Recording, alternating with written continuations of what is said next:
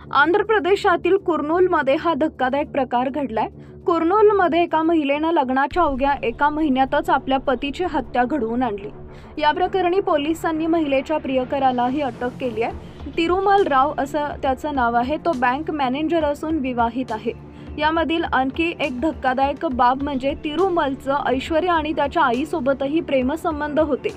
त्यांनी मार्गातील अडथळा दूर करण्यासाठी ऐश्वर्याच्या नवऱ्याची हत्या केली।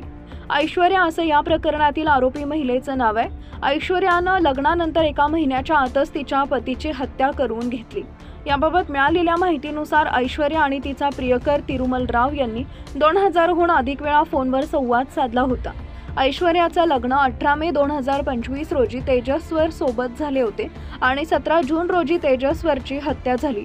भाडोत्री मारेकऱ्यांनी तिरुमल रावला तेजस्वरचा मृतदेह दाखवला आणि नंतर तो कालव्यात फेकून दिला। बँक मॅनेजरनं या हत्येसाठी लोन ॲप्लिकेशनचा वापर केला होता।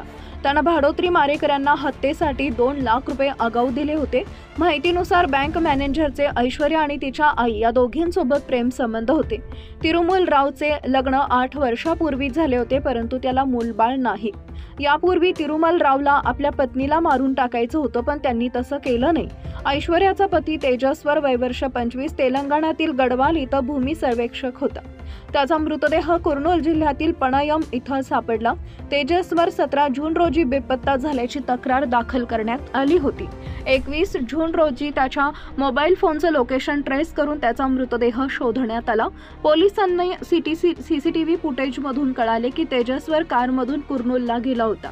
मारेकरी त्याला आपल्यासोबत कुर्नूलला घेऊन गेले होते। तिथं जमिनीचं सर्वेक्षण करायचं आहे असं त्यांनी तेजस्वरला सांगितलं होतं। तेजस्वरच्या हत्येनंतर कुटुंबाला ऐश्वर्यावर हत्येचा संशय आला, कारण त्यांनी तिच्या प्रेमसंबंधाच्या अफवा ऐकली होती।